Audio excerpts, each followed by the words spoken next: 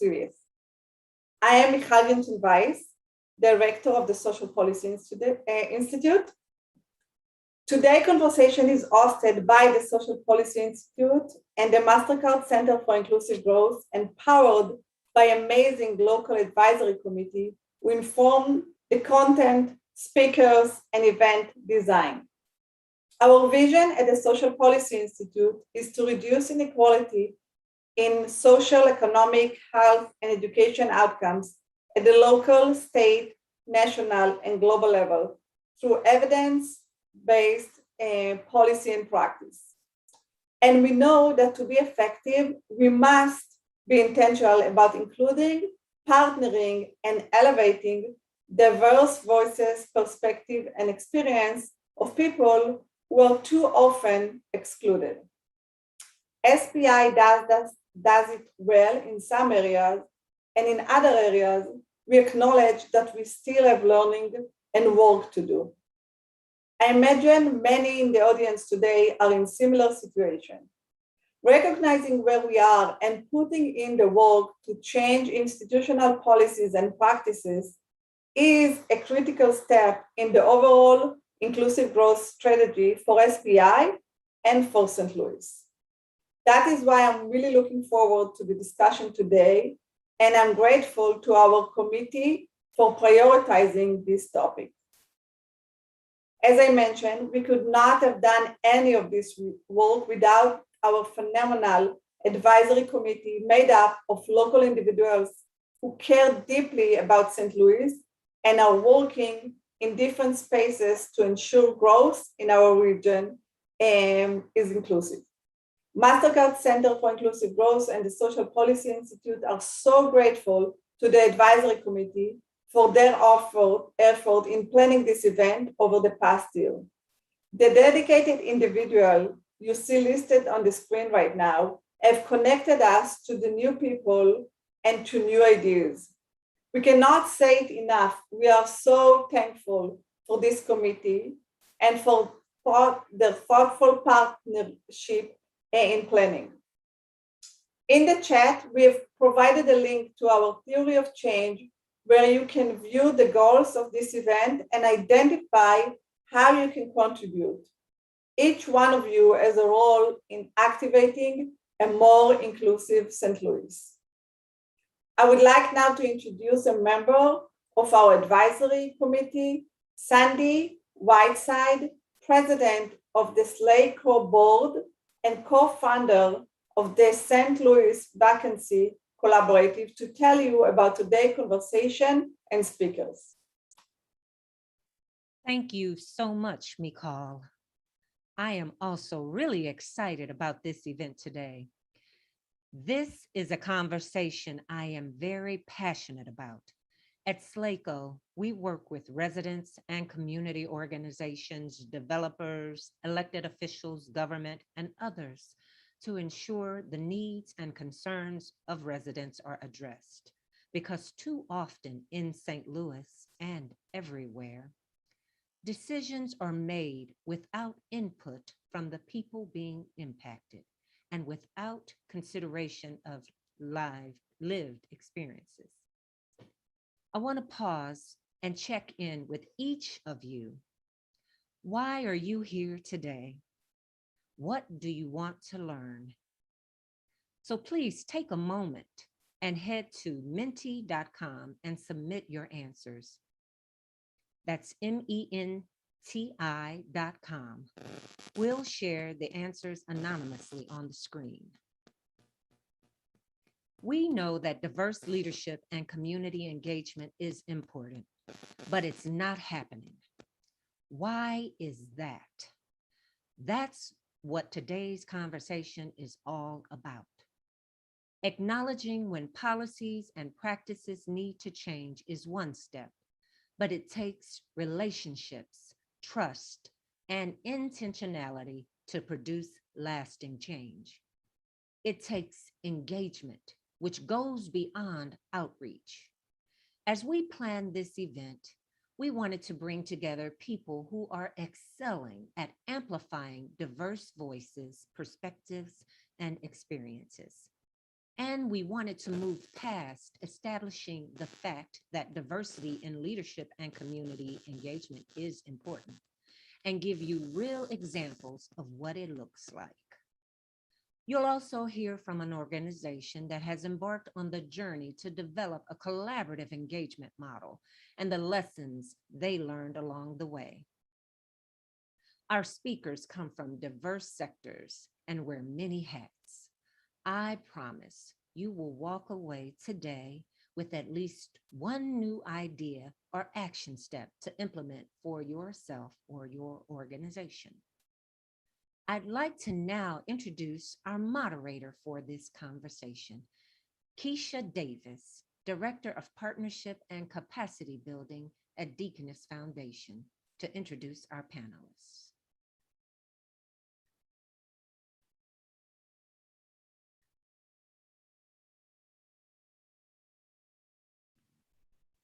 Keisha, you're on mute. Thank you. Good afternoon, everyone, and I'm so pleased to be here. Thank you, Cindy. Excited about today's conversation and to hear from our dynamic group of panelists representing government, nonprofit, and the business sector here in the St. Louis region.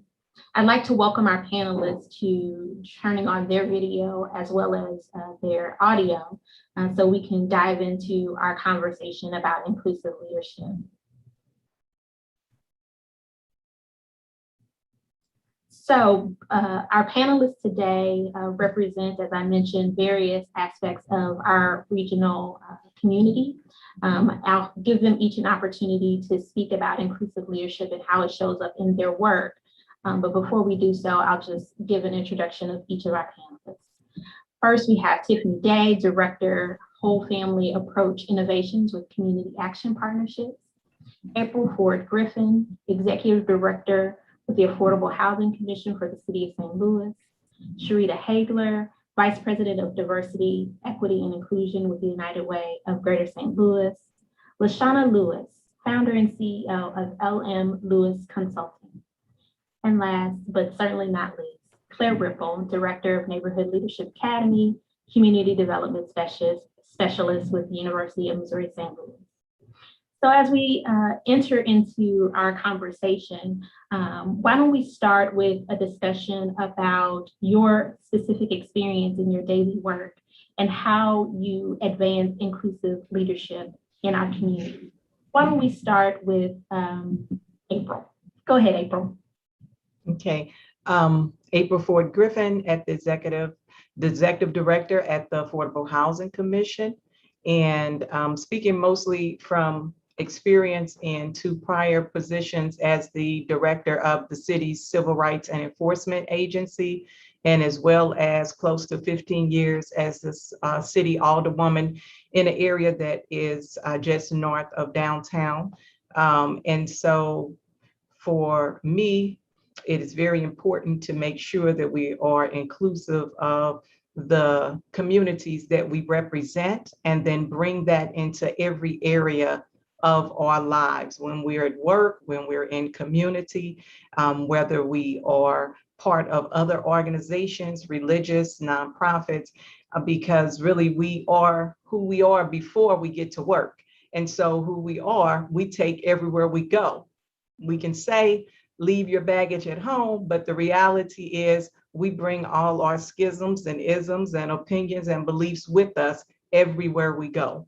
And so it's important for us to, one, know of self-awareness, what we believe, how we got here, why we got here, and then to correct ourselves, and then also be aware of what society historically has created as far as beliefs and biases, and then try to really just practice that every day.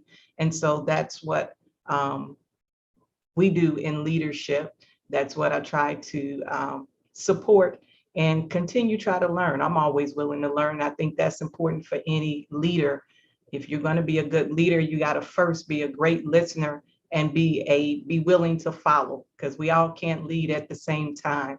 And we have a wonderful panel, and I will follow any of them. I've read about them, but you got to be willing to have the attitude to do that. Thank you so much, April. Claire, would you mind sharing a little bit about your experience with the Neighborhood Leaders Academy and working in lifting community resident voices?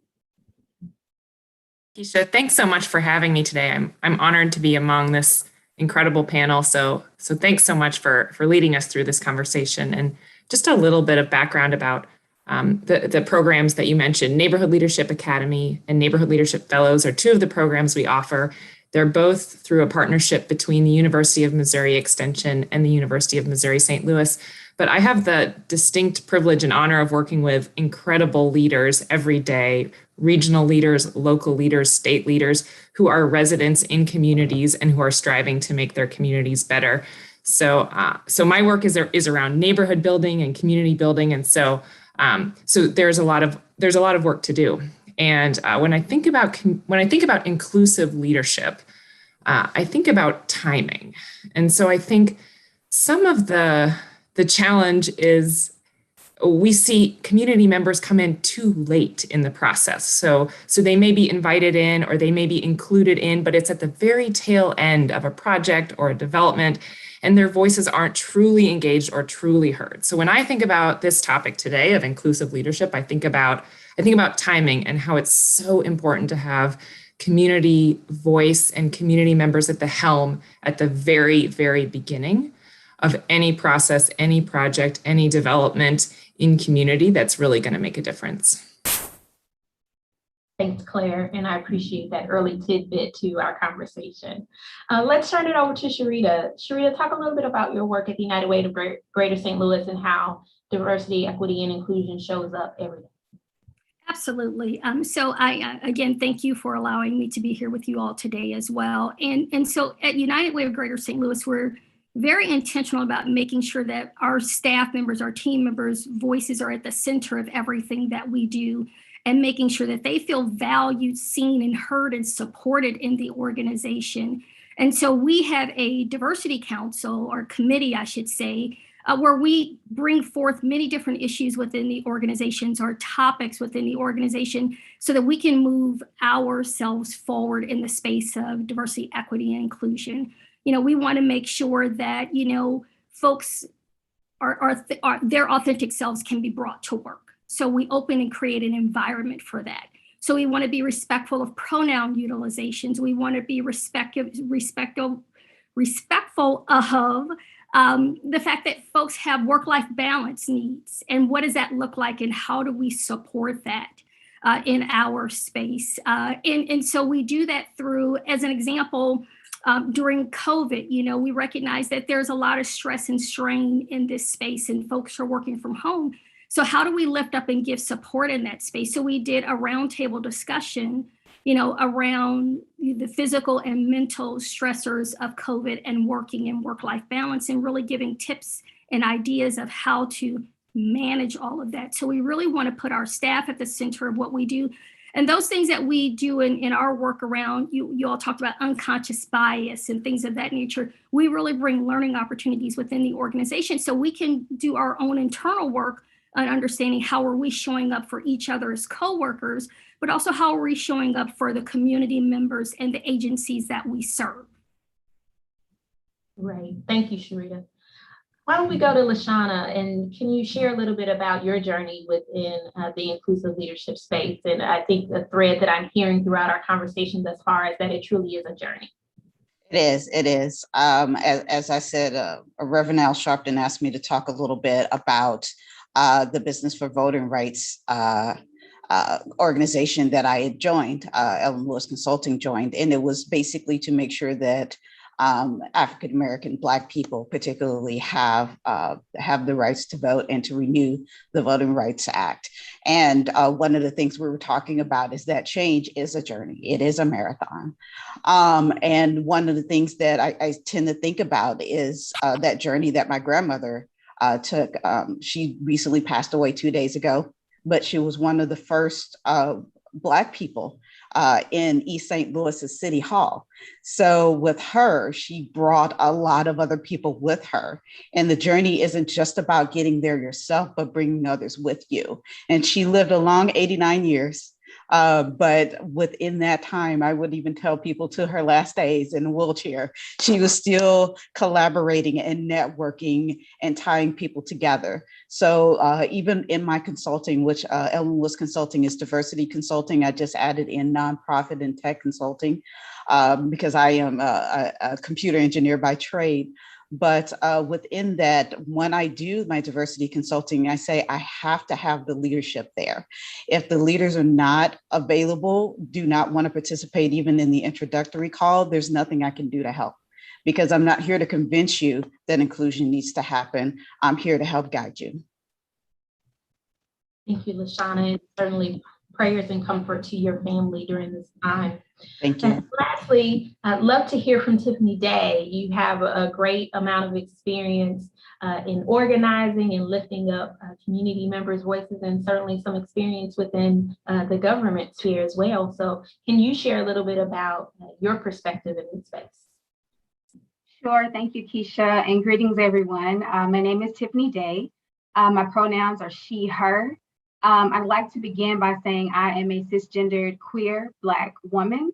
I am an independent student parent who's interacted with various social and human services systems throughout my life. I am also a millennial and a creative. I am a native Tennessean, and I'm joining you all from Memphis today. And so, Memphis, Tennessee. I share some of my personal identity because we all bring so much along with us. And so, as you know, April mentioned the baggage and self-awareness, and also just beyond self-awareness, the self-management aspects of that, but taking into account that we are in leadership, you're dealing with human beings, right? And being mindful of all that humans bring along with them, including what you bring along with you.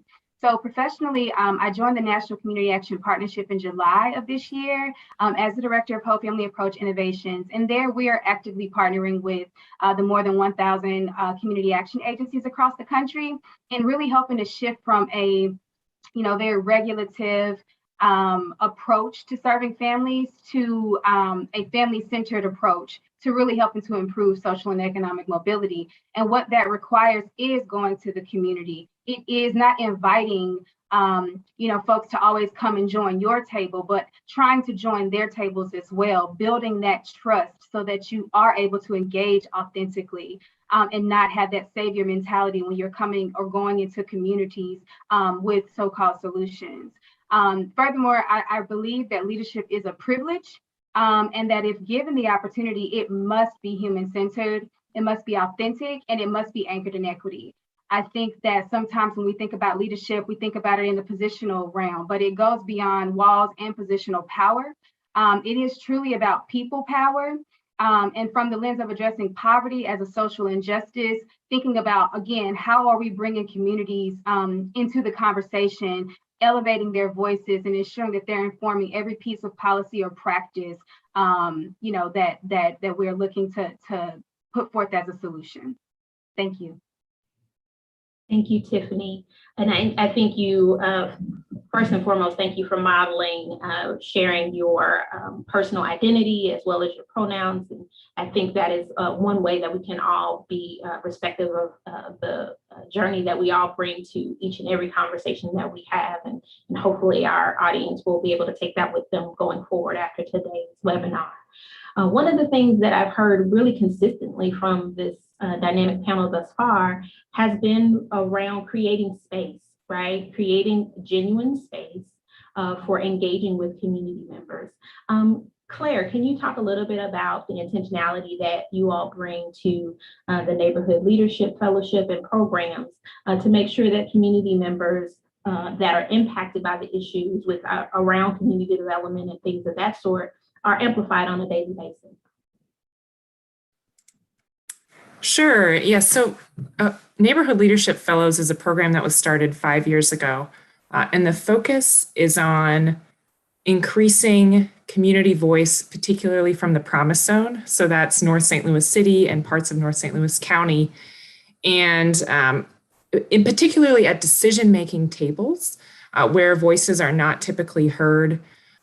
in representative fashion. And so increasing equity around decision making in the Promise Zone and taking a systems approach and a policy level approach. So what we knew from years of working in another program called Neighborhood Leadership Academy was that there is incredible, strong leadership on the North Side. And that voice was not reaching the places where it needed to be. And so we started the fellowship in order to amplify voices and make sure that not only were those voices heard, but that voices are connected to each other, particularly leaders on the North Side. So one of the strategies that we used was providing stipends. So every fellow that's selected in the program receives a $2,000 stipend to be part of the 9-month program. And that is to acknowledge that this community work is work. It is a serious endeavor, and people are spending, as Sunday knows from being a fellow, hundreds and hundreds and hundreds of hours on making our communities better, and it's often not acknowledged or recognized. And so making sure that also that the access is there, that anybody is able to participate who wants to. Often folks have barriers to being in fellowships. Not only are often you have to pay to be a part of them, but there are costs like gas and babysitting and not being able to have a part-time job, all of those things. So one of the strategies that we found to be really effective is paying people for the really hard work that they're already doing, and making sure that the voices are connected not only to opportunities but to each other, because we found that the leadership within North St. Louis City and County was already there, and it was like a lot of other people on this call have already mentioned about collaboration and networking and connecting folks to each other as much as being in those seats. So. Great, thank you. April, can you share a little bit about your experience in creating spaces for community members to be a part of decision-making around how their communities and their neighborhoods are improved and being responded to make sure that they have the opportunity to be able to thrive in the long term? Yes, absolutely. I think that having engagement ongoing with individuals that are most impacted by what it is that you do, whatever area that is in. And I know as Alderwoman, one of the first things I did was ask the mayor at that time to support and give us the money to do a plan for the entire ward where you have community engagement. And so we had like 20 meetings over the course of a year and a half, and we went to every neighborhood multiple times with a plan, a professional planner, as well as other individuals throughout the city's local government, to hear and give people a voice, to let them, yes, people are you have to give them time to vent and tell you what their issues are, because this is real. And then you come and you present some tools to help address it, as well as put it on paper, how it can be communicated in a way where you end up with a plan that then can actually be enacted. People can tell you what they want and what they've lived and what they need and what the challenges are, but oftentimes we don't all have the skills to provide the technical ways of communicating it and structuring it. And so basically, as a government, I think it's our job then to provide those resources, but go to the people and we went to the senior citizen buildings. Don't ask them to come to meetings. And you have to recognize a lot of people don't have, just talking about St. Louis and in the city, don't have transportation. You have a large population of low to mod income individuals and families. And so there are people who lack in a lot of areas.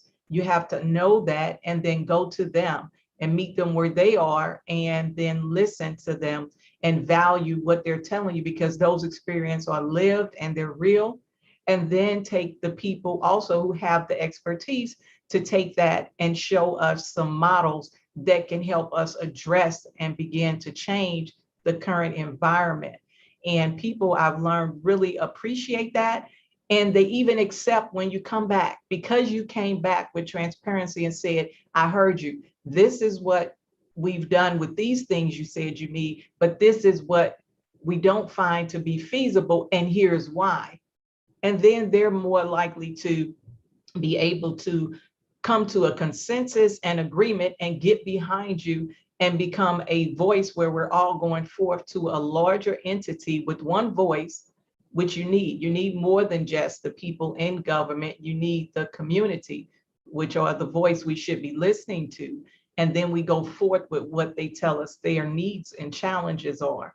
And so I was very proud to be able to do that for the people and to continue to have that on the books somewhere so that it's not about the leaders. It's not about me. I tell people all the time, leaders come and go. I'm not going to always be here. It's about being able to take what you need and put it in legislation and put it in writing and in documents that become legal, where no matter who's here, we can go forward. Thank you, April. I think the key part of sentiments thus far is really about meeting people where they are and honoring and valuing the humanity of what we all bring to the conversation and making our region a better place. Lashana and Tiffany, I'm curious from your perspective, what does it look like to amplify the voices of folks outside of their racial identities, but their other identities? Right? Whether it be persons with disabilities or other marginalized groups, be it LGBTQIA and what have you, how can we make sure that we're being inclusive across the spectrum of identities that we show up with on a daily basis? Absolutely. I can go first. Is that okay, Tiffany? Okay. In the whole row of what Tiffany did, I am a Black, female-bodied, queer person, super nerd. If you ever talk to me for more than 5 minutes, I'll talk your head out about Star Trek Next Generation.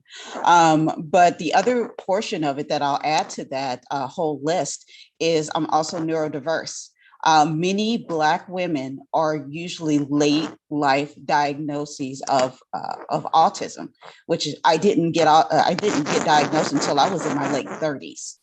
So once that happened, a lot of things kind of started to click into play. But in that same vein, we sometimes forget that not everybody has the accessibility and ability to be diagnosed.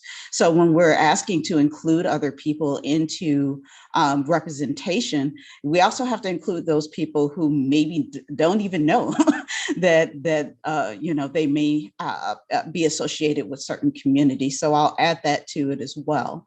But one of the major things that I've told several companies and institutions that I've worked for is that, it's great when you try to just open your doors and say, oh, we welcome everyone in. But what's more important is to be transparent and say, we realize we don't have someone from the LGBTQIA plus community in our realms. We realize that we do not have someone that identifies with the disability community in our realms. And people, they often feel ashamed and they don't want to really kind of reveal that because they say, oh, that shows how bad I am because I haven't had that. It's like, you're not going to get any help until you tell people that you need it. That's the way you get help. You got to be transparent about that. And then once they're transparent about it, the people start coming through the door and saying, I heard you needed LGBTQIA representation. I'm willing to step forward. I heard you needed someone from the disability community and you wanted someone to apply for XYZ position or be a part of this collective. But the other thing that I've also told to companies is that you have all of these employee resource groups and business resource groups.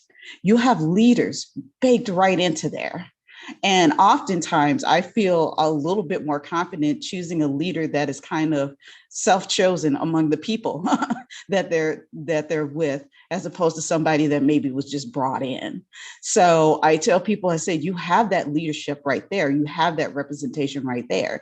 You produce products and services all the time. You have your internalized focus group available for you right there for that particular demographic. So while you're doing this, while you're testing, while you're creating creating services, also think about what other communities am I missing? And as you said, it's not just Black, brown, and white. There are other communities that have been disenfranchised. I do a whole seminar about consumer spending and how it's broken down by demographics that includes people with disabilities and how much the consumer spending is growing there. And then it starts to open the eyes. And I say sometimes if you can't get in through the front door, sometimes you need a side door.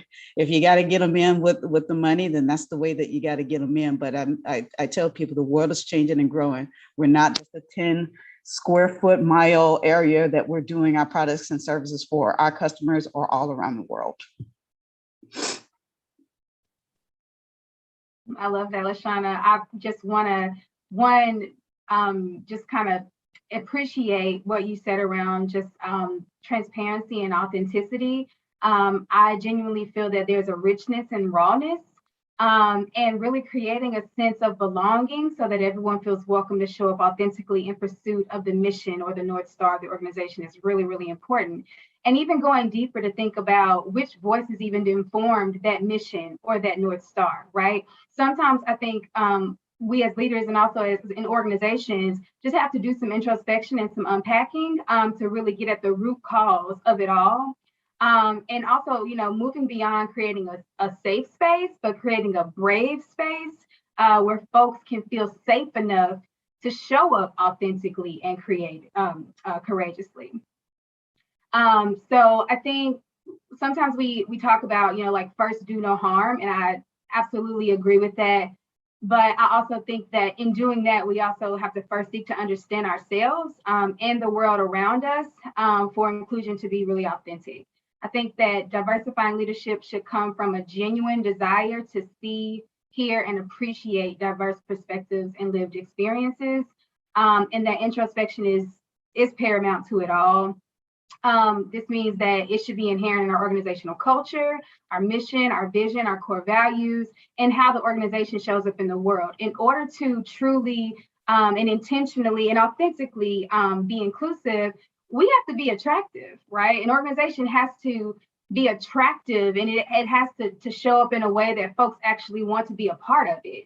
So thinking about how it's represented and showing up in the world. In terms of recruitment, I do think that it's important for organizations to take a look and revisit their sources, their channels, their pipelines, who is making the recommendations for some of these positions, which platforms are being leveraged to identify diverse candidates, what are the qualifications, and have, you accounted for some of the racial and structural inequities that may prevent one candidate from having what another candidate might offer. What's the value proposition and what are we valuing? Are we valuing lived experience from a state school, or do we want someone from Harvard, right? Like we have to be very, very clear about what we want before we can, I think, show up and offer that opportunity up. As a millennial, I want to raise another, issue of ageism, right? I've experienced ageism as someone who got started early on in my 20s in my career, and this misperception that my age somehow makes me less qualified or wise to assume certain roles. And I'm sure that this is felt by, other generations as well in the workspace. So I do think that the intentionality, the authenticity, and being an attractive organization, which calls for that introspection and just really being honest about who you are, why you're that way, and what brought you to that point. Thank you, Tiffany and Lashana. Curious, Sharita, can you share a little bit about some of the ways that United Way has navigated not just attracting diverse talent, but making sure that you're hiring, promoting, and giving that diverse talent an opportunity to have power within the operations of the organization, right? How can they show up and be as effective as possible? And how do you create space and make that happen?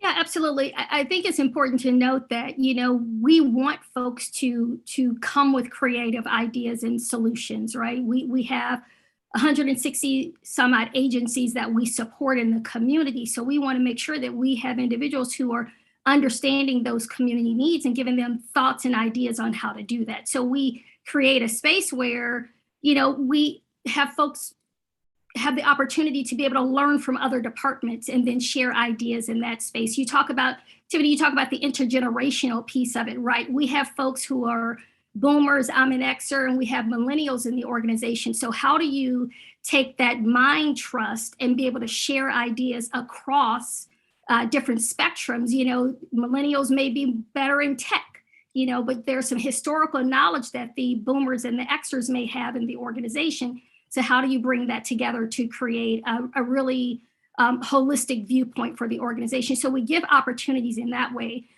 Through the Diversity, Equity, and Inclusion Committee, we have individuals who work in various departments, and they bring various lenses to the work that we're doing. So one of the examples is we were having the opportunity, and we gave our HR department came to us and said, hey, we want to make our handbook more inclusive. Can you, as the DEI committee, look at the handbook, make sure that it's inclusive, we're having equitable practices. And we had individuals from the marketing department, from the R&D department, from finance, who are all looking at this from a different lens. And these are individuals who are not necessarily in leadership, right? But they are taking on a leader role by looking at this document and providing honest and open feedback. We give opportunities in the way of having individuals lead conversations within the organizations. We have 5 different work groups within the organization.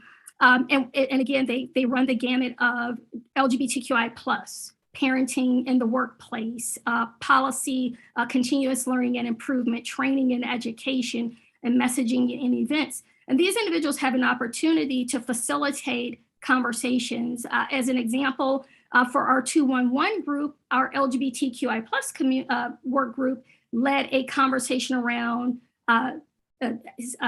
sexual identity and gender identity, and the importance of uplifting and understanding that when you're having conversations on the phone with callers, that you're able to properly address them and ways in which to do that.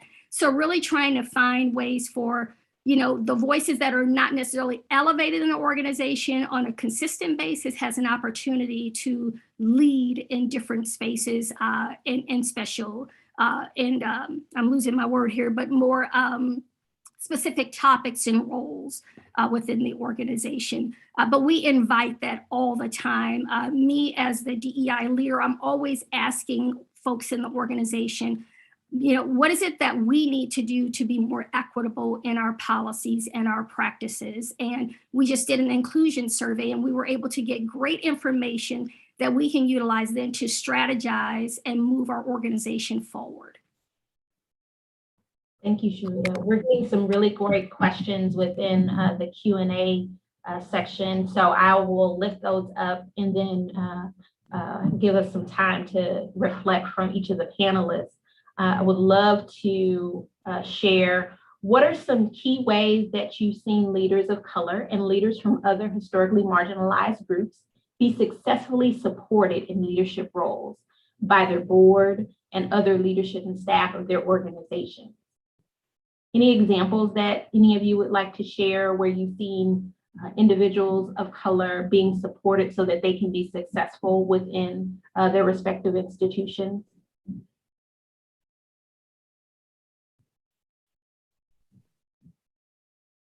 I'll just say, I think kind of emphasizing what Sharita just shared about, you know, even having the different employee resource, you know, groups, right? Thinking about that sense of belonging where there may be a group.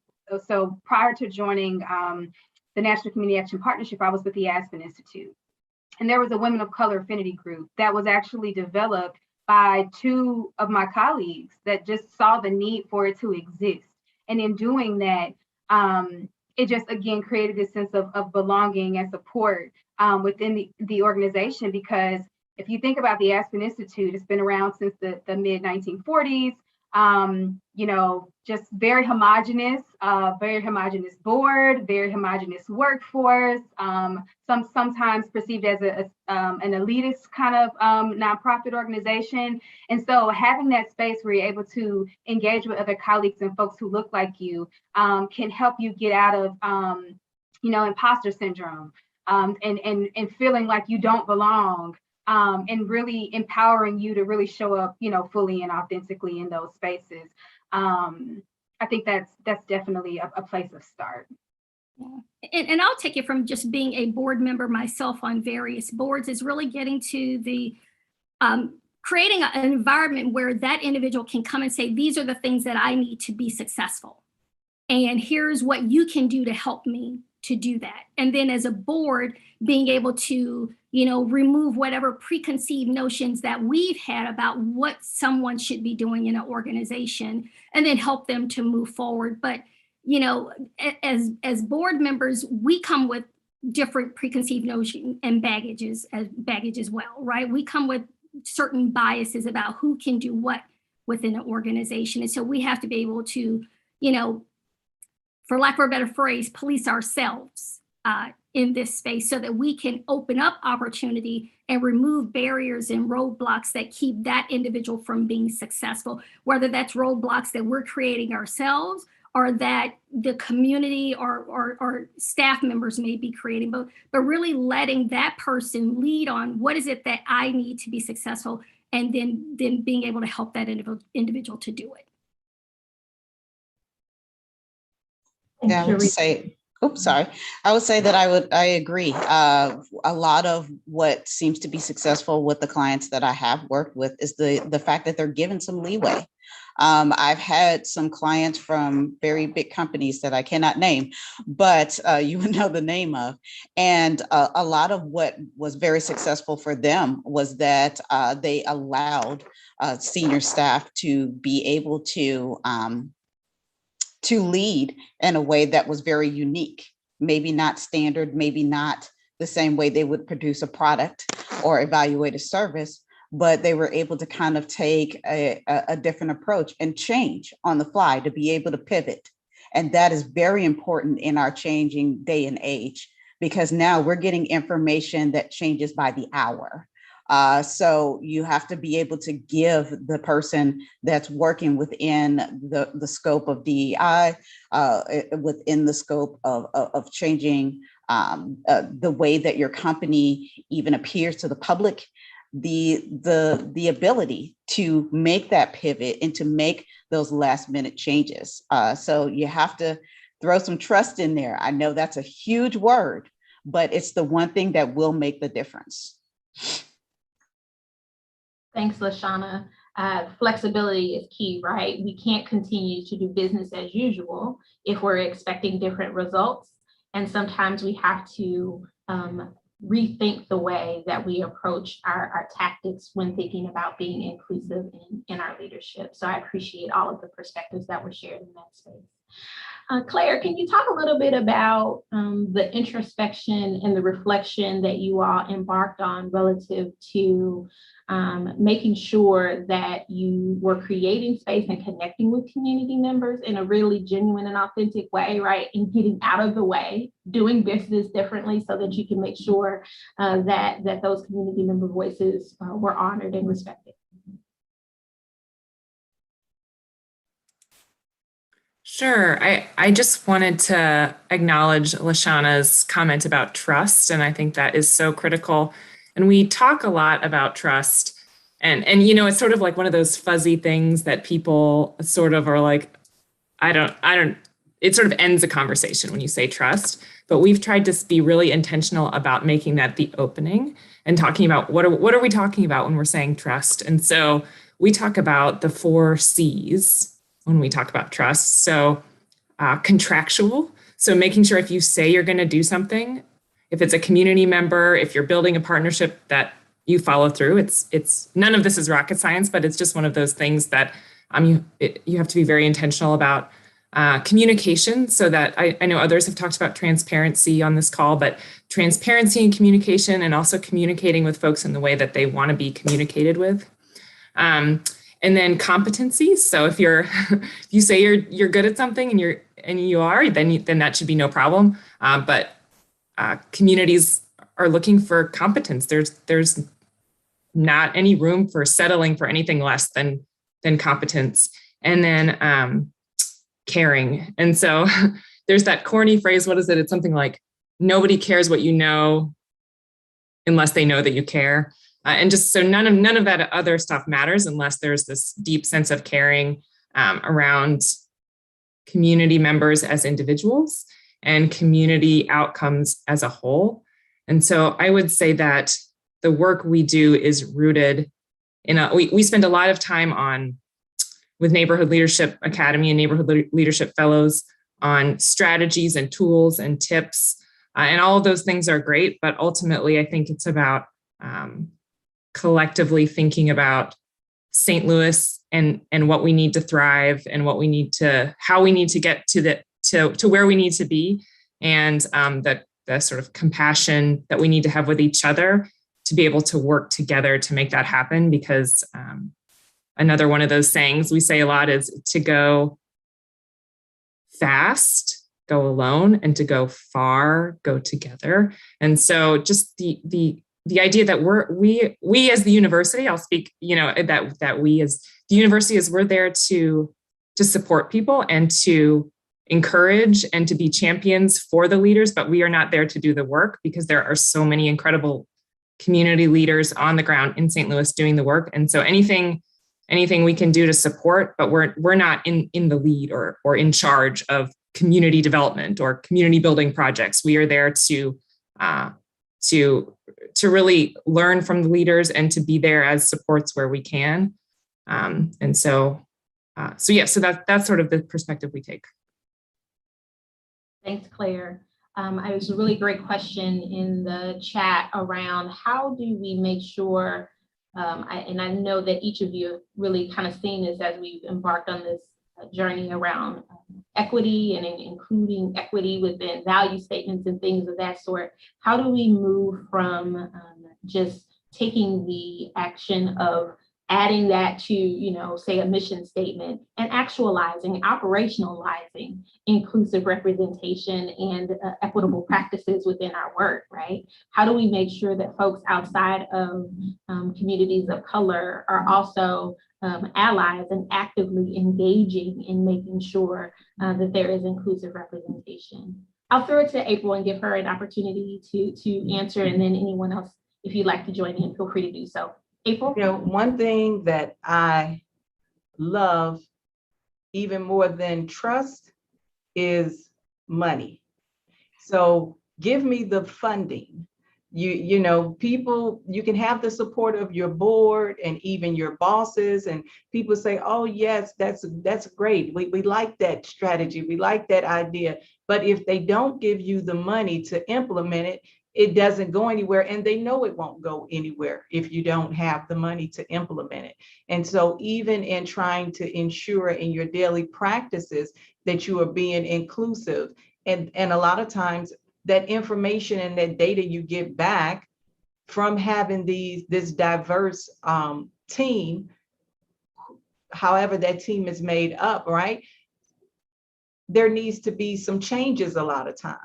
And they don't have to be major. Sometimes they're small and they're major. But if it's not something that was already in the budget, and then we need some funding to go forward to bring the changes, even to, if we say we want to get out in the community, we don't want to just stay within four walls.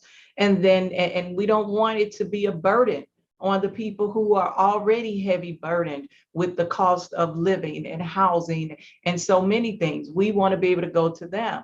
Well, that takes money too. So a lot of times we can get some accolades on, that's a great idea, or yes, I support that, but we need money. And so even on enforcement, it's important that you have enforcement in place. You can have the policies and procedures. We also need enforcement and accountability, and these and whole offices created that's their only task. That's their job, to check and see, are we truly carrying out what we said we are all about? And so we're about the people then, but are we carrying it out, and are we doing it in the right way? But oftentimes when I see those offices set up or positions created, they don't ever really have the funding that they need to be as effective as they need to be. And so, and that's even especially in government. And so you can have this enforcement, this accountability and positions, you have to give it the adequate funding and give them the power and authority to truly do what they were designed to do. And I like that even better than trust. Just give us the funding, and then we can prove that this is the right thing to do and that it works. And then you're going to want to continue to put your name on it and keep it going, because we have the buy-in from the community, the larger community. And so it's hard to be against that and oppose that. May I say something too? Thank you for that, April. I think I want to touch or build on what I previously stated about my previous organization, because I do think that, as I mentioned before, in this work, we have to be honest about the history of an organization. And so, you know, when I call out the fact that there's a homogenous board, or I'll call out the fact that there is this, the sense of elitism or what have you within an organization, that organization is doing a lot of work. That organization knows exactly what its history has been. That organization has created an officer, or a chief belonging and diversity officer, and is working intentionally to really right the wrongs and to develop a very clear path forward. So I do want to acknowledge the work that organizations are doing to really come to terms with some of the inequities that have existed within them. Also, Claire, you mentioned the quote, and I love that quote. It's an African proverb, right? And so that brings me to this idea of attribution. And oftentimes when we go into communities and we get these solutions, are we giving attribution to the communities that actually develop these solutions? When we're invited to certain tables and we're elevated to certain platforms, are we bringing our people along with us and letting them speak instead of speaking on their behalf? The art of storytelling and how that can be so impactful, moving beyond a policy, moving beyond a funding stream, the stories, the art of storytelling and having people really show up authentically and share their lived experience, it can go so far and really helping to change the landscape. So I just wanted to add that. Thank you. Thanks, Tiffany. So we've heard some really great advice and tactics around making sure that we are creating spaces for inclusive voices. So letting impacted community voice be heard, and sometimes that might be us stepping back in our positional power to let that happen, affording attribution, creating space for trust, and allowing space for trust between communities. But I want to give us, within our last few moments, one opportunity for each of our panelists to really talk about one other piece of advice that hasn't already been shared, right? On ways that institutions that are looking to be more expansive in their inclusive leadership, what is one next step that they should take on the other side of today's webinar to really advance leadership within their organizations or within their communities? I'll start with Sharita, and then we'll take each other panelist in response after that. So go ahead, Sharita. Yeah, so I think in order to understand where you're going, to everyone's point, you have to understand where you are currently. So really assessing the gaps, understanding where you're missing out and whose voices are not at the table, but then intentionally doing outreach, right? Intentionally going to those places that you don't usually go to. We're accustomed to really connecting with people who are similar to us.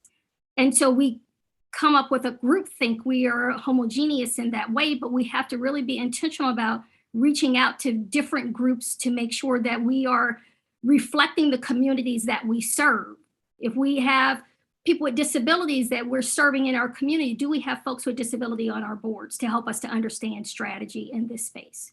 You know, we really have to be intentional and understand and get out of the place of being fearful of making change in this space. I think sometimes we're afraid of, if we make a step, is it going to be the wrong step? Are we going to say the wrong thing? Are we going to do the wrong thing? And what's the consequence of that? But if we come from a mindset of we're wanting to be inclusive, so if we're not moving in that direction, we're ultimately leaving someone out. And so that's just as bad as not taking the move in the first place to become more of an inclusive environment. Thanks, Sharita. I'm going to go with my Brady Bunch squares and go to Claire next.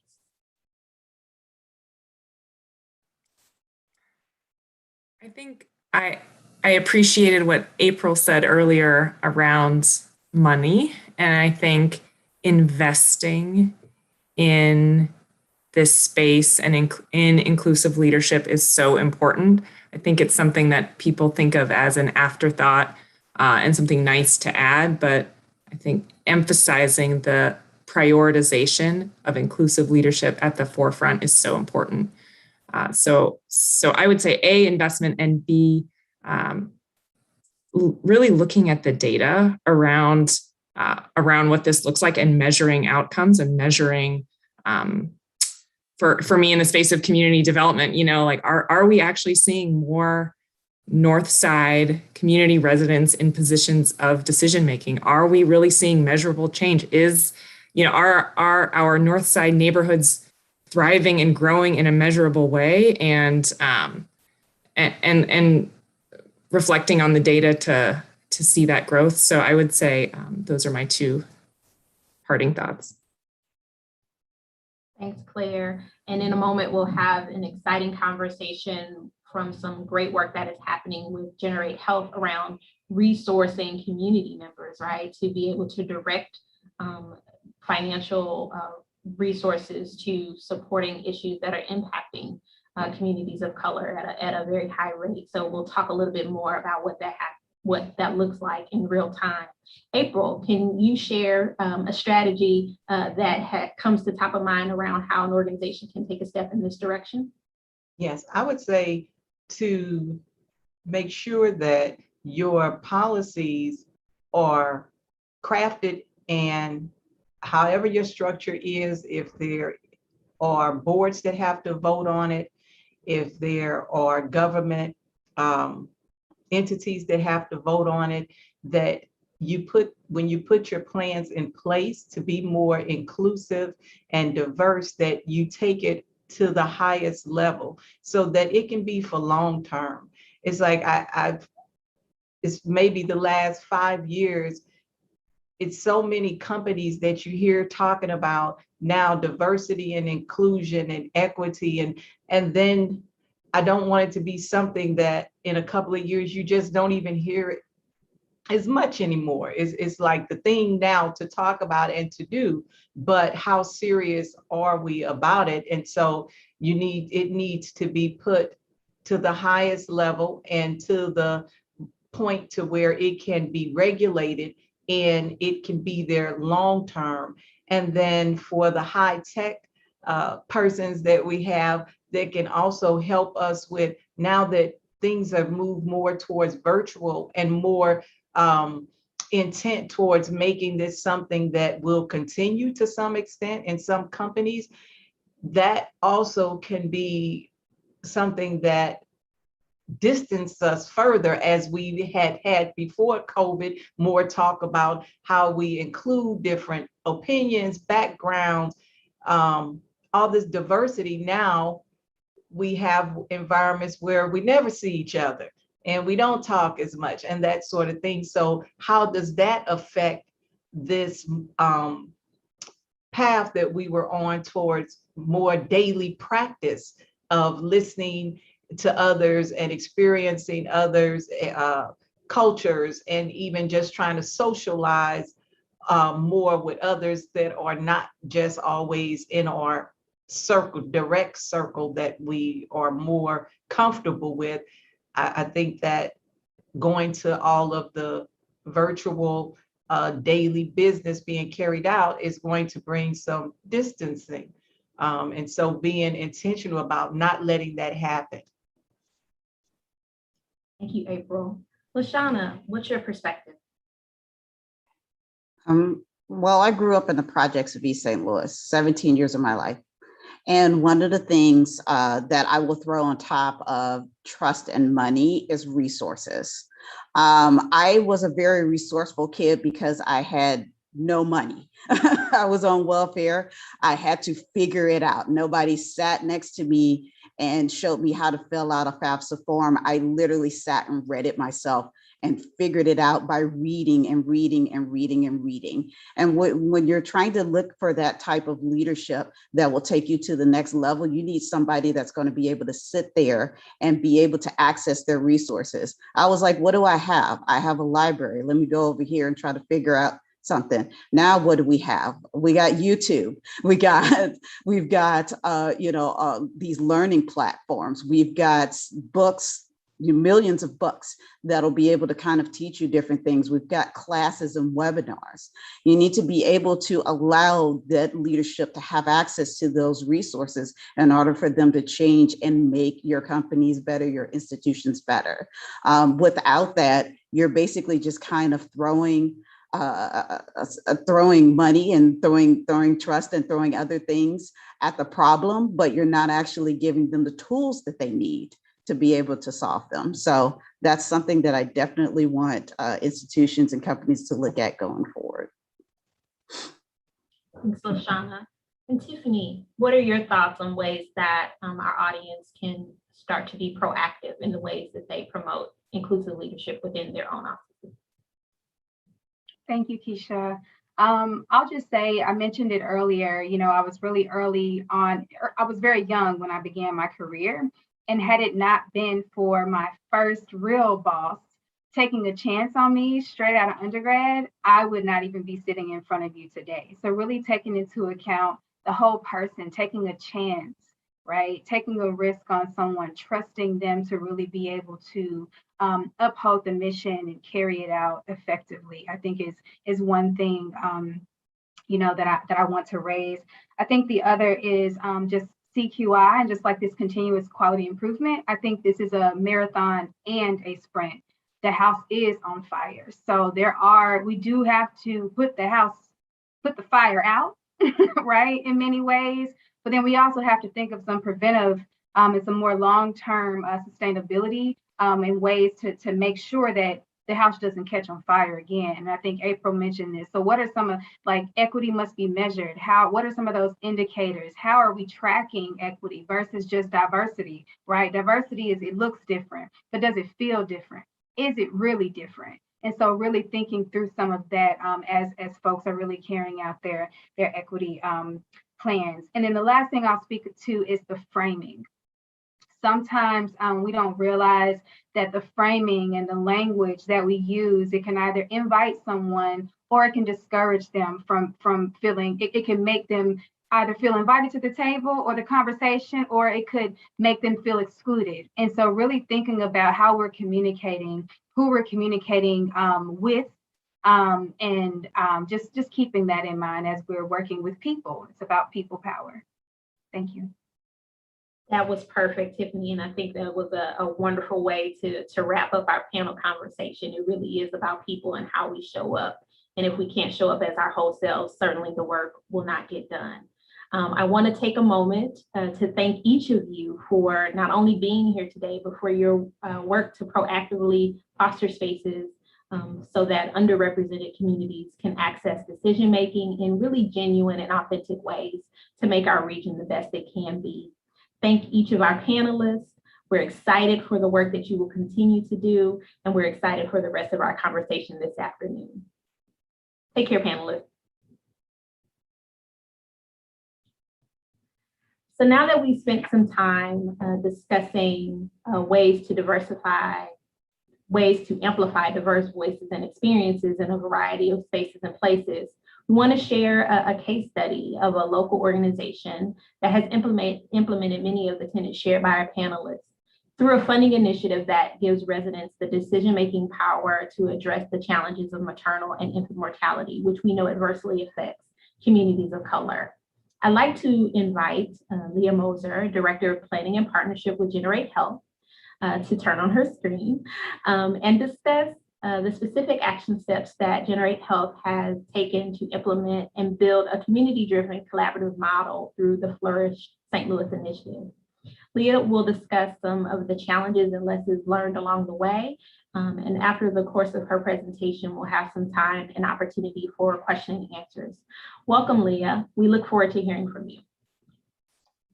Thank you so much, Keisha. And I would just like to say it is such an honor to be here today. And I have so enjoyed the perspective shared by our panelists today. And I'd love to share with you a little bit more about Generate Health and the work that we have been doing in the St. Louis region. So I'm going to share my screen. And I want to just start off today by sharing a little bit about who we are and the work that we're doing at Generate Health. If my slides will advance. There we go. Generate Health is a coalition made up of over 300 organizations and more than 900 individuals. And we are focused on advancing racial equity in Black maternal and infant health. Flourish is our infant mortality reduction initiative, which centers the leadership of community members who have been directly affected by adverse maternal and infant health outcomes. So these are families who have perhaps experienced a pregnancy loss or pregnancy complication, families who have lost a baby before its first birthday or have had a baby born too early or too small. And our Flourish community leaders prioritize the solutions that they believe hold the most promise in significantly improving lives for Black moms and babies in St. Louis. And the reason we focus on addressing Black maternal and infant health is driven by data, which shows us that across income and education, Black moms and babies have worse health outcomes than any other race or ethnicity, and that disparity gap is actually growing. So what we know today about babies born in St. Louis is that Black babies are 4 times as likely to die before their first birthday than white infants born in St. Louis. And so that's really what has led us to focus directly on Black maternal and infant health. It was in 2019 that Flourish shifted its leadership to center those who are closest to the issue after Generate Health changed its mission and vision specifically to address racial disparities. What we have seen on the whole in infant mortality over the last several decades is that generally infant mortality rates are decreasing, but the growing disparity between Black and white infant death signals to us that solutions that on the whole seem to be working to shift systems and practices and address policies that are more supportive of ensuring that moms and babies live and thrive. We know that those policies and those systems are not working as effectively for Black families. And we strongly believe that those who have had direct lived experience also know what the conditions need to be to help improve lives for families like theirs. So our Flourish community leaders spend a significant amount of time with us getting grounded in the issues around maternal and child health and the local context in St. Louis, and really sharpening their leadership skills. The cabinet undergoes workshops in topics related to community organizing, racial equity, advocacy, and storytelling. And the community leaders cabinet provides our residents in this area a table for decision-making, for setting priorities, and for mobilizing the community within their own neighborhoods and their networks. Community leadership is something that we infuse in all parts of our work at Generate Health, from leadership within our board of directors to co-chair models of leadership on steering committees and advisory boards. And I'll make a shameless plug here for the beautiful Black Babies Matter shirts that you see some of our community leaders wearing. These shirts were designed by our community leaders, and they are actually for sale on our Flourish website. And the proceeds from the sales of the shirts are directly reinvested with our community leaders cabinet to support projects and ideas that are driven and led by our cabinet. Around the time that Flourish was shifting its leadership model to center communities directly affected by maternal and infant health outcomes, we were approached by Missouri Foundation for Health, who provides the support for our Flourish initiative. And we were asked to facilitate a community-led investment portfolio as another layer of our strategy of investing community voice into our work. So we worked with our community leaders cabinet to establish the priorities for investment and make decisions about how investment would happen in the community and where funds could be allocated. And what resulted from that was a grant process of 2 different funds and aligned activities for priority areas and a community mobilization, or we call it our CMI grant opportunity. And what I really like to highlight about the CMI grants is that these grants were intended specifically to invest in neighborhood and community groups that may not have otherwise been eligible for pools of resources like funds from Missouri Foundation for Health or from other large funders in our area. And again, this is where we believe that those who are closest to the issues have the most expertise in carrying out and designing the solutions. We established a community review committee to review and make recommendations around the grant proposals that we received. Our reviewers are made up of folks that live across St. Louis City and County. They have their professional worlds are in different sectors, and they bring the unique perspective of their own lived experience to reviewing and considering projects that they may recommend for funding. And some of our reviewers also have prior grant review experience as well.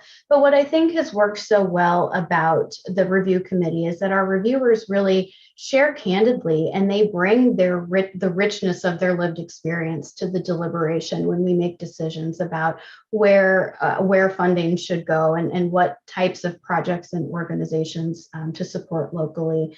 And they also demonstrate really deep respect for one another's perspectives and experiences. And it makes it such a pleasure for me to get to sit in and hear them talk about and be really thoughtful and intentional about where investments should be made.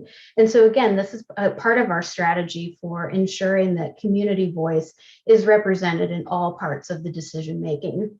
Our role as staff of Generate Health in all of this process is really to help just coordinating the logistics and making sure that this grant process runs smoothly. Our team has no hand in making decisions about where resources go. We also do serve as the liaison with Missouri Foundation for Health, just to make sure that on their end as well, that these grant processes are running smoothly. We utilize a guiding set of principles to help ground us in our approach to community engagement and inclusive leadership.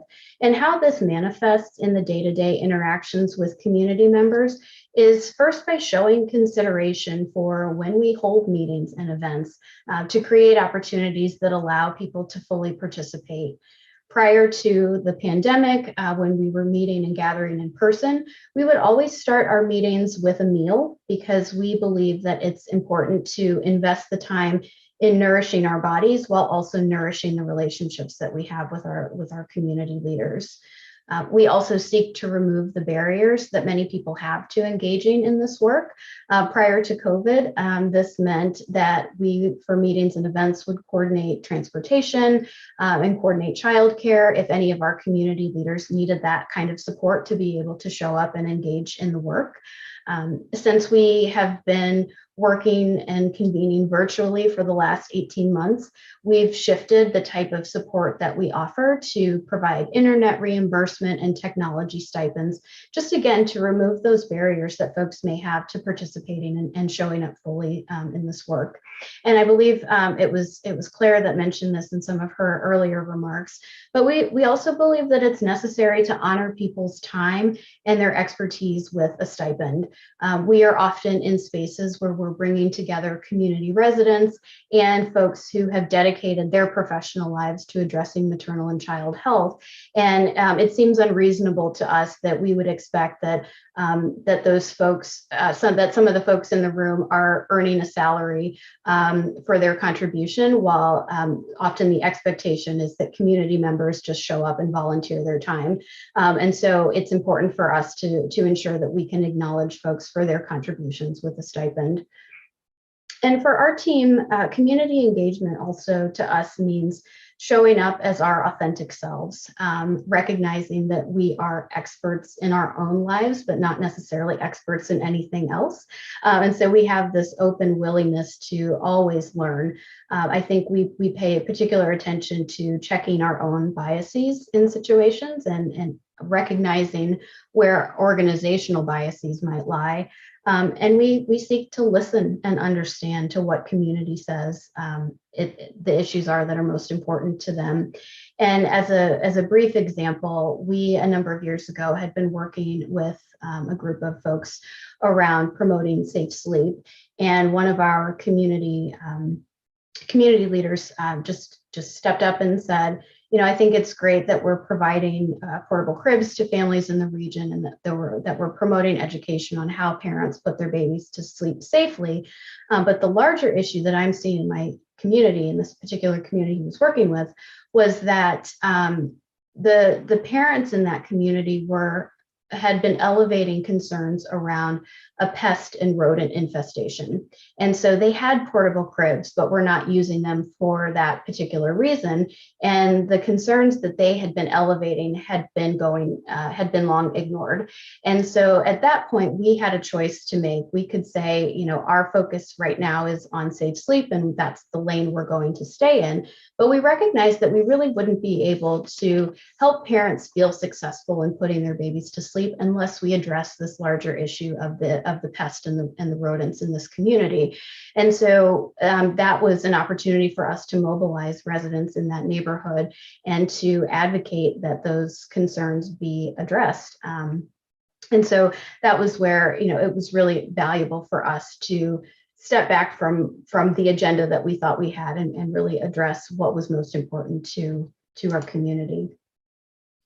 Through our collective work with community, we've developed a set of recommendations for people working in this region to advance equity within their own organizations. And as we think to the future of what we hope to do with Flourish, we want to continue learning from and building upon our model of community engagement and community-centered leadership. As an organization, Generate Health is undergoing internal work to become an anti-racist, anti-biased organization. So we're really taking a deep dive into our internal policies and practices and reflecting on the work that we still need to do as an organization to fully live into this commitment that we've made to advance equity. We also want to share the story of what we've done, which is why I'm excited to be here today and to share this with you all. But we think that there is a lot that other sectors can learn from the work that we have started, whether that's in philanthropy, whether that's in healthcare, or with other nonprofits. We would love to see folks begin to adopt and adapt and learn from the things that we have learned through this process. And we are committed to continuing to build our community members' leadership skills so that folks can use their power and to elevate their stories and to mobilize their neighbors and their communities. And there is where you can find more information about Flourish. I know these slides will get sent out afterwards. So I'm going to stop sharing and I'm open to taking questions that you all may have.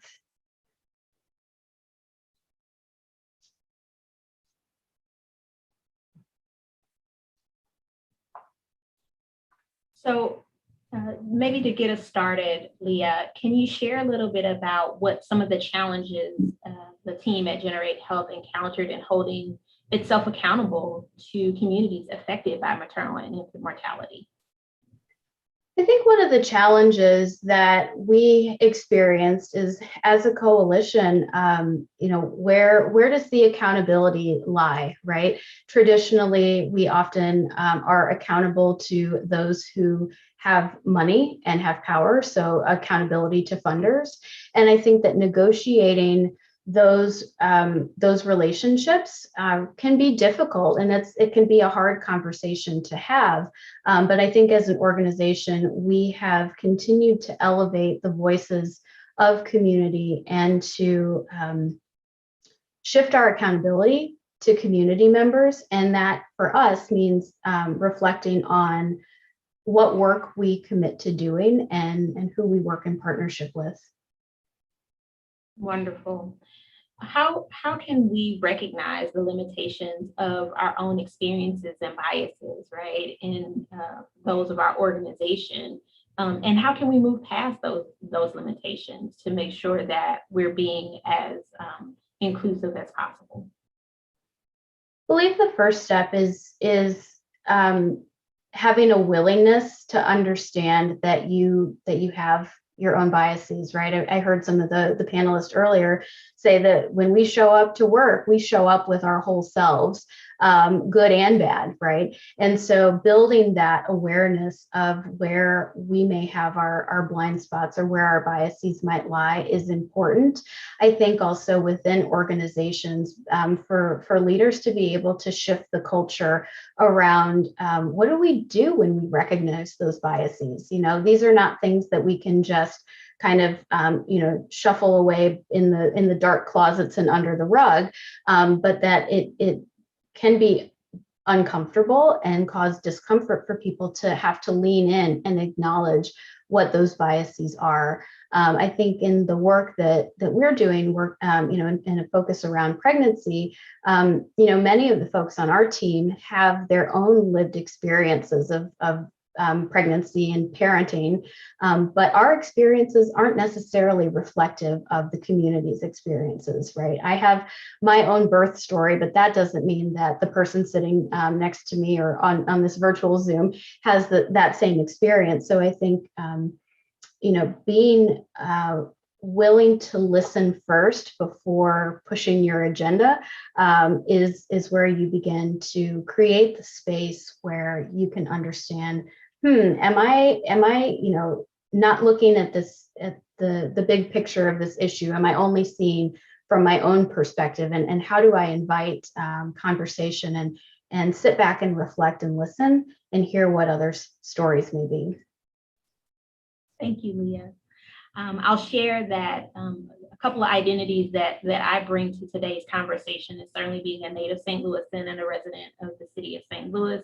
And it's so exciting to hear about Flourish St. Louis and other initiatives that are working to advance the voices of community members and residents, whether it be from the Jones administration and giving insights from community members around the distribution of federal dollars on the other side of the COVID pandemic and the crisis of the pandemic, or whether it be the St. Louis Regional Racial Healing and Justice Fund, Deaconess Foundation in partnership with Missouri Foundation for Health, Ford through Ferguson, and 17 other local and national funders have come together to really support community members in being able to make decisions on how resources are expended to amplify and address the impacts of racialized trauma.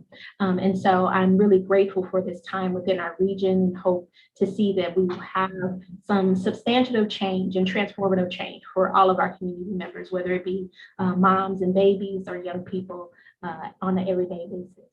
Thank you again, Leah. We've reached the end of our Q&A period, but we really appreciate you and your leadership and the information that you shared around tangible examples that our audience can take away to their respective institutions. Thank you for the opportunity to be here today. And now I'd like to turn it back to Sunday. Appreciate the opportunity to have been amongst you all today and wish us nothing but the best moving forward within our region. Take care. Thank you, Keisha, so much. And to all of our speakers today, you all were fantastic in giving us practical strategies, helping us to overcome the challenges to not only creating inclusive leadership, but truly embracing inclusive leadership in our organizations. This was really a great conversation. Thank you so much. And as Leah mentioned, Generate Health will be back on October 1st to discuss their collaborative model as a part of SPI's data science for social impact work. So please tune into that. Throughout this event series, we've talked about a lot of really important strategies to ensure growth in St. Louis is inclusive. But amplifying diverse voices and inclusive representation is one of the most important so far. I hope you take a moment to write down one specific takeaway or action item to implement individually or as an organization. You can also leave your thoughts anonymously at menti.com, MENTI.com. We'll share out a recording and resources mentioned today. Our next event in the series will take place in December, and we'll discuss activating some of these solutions in collaborations with one another. So I hope you'll join us. Before you go, please let us know what you thought about today's conversation so we can continue to provide relevant information at future events. Thank you all and have a wonderful afternoon.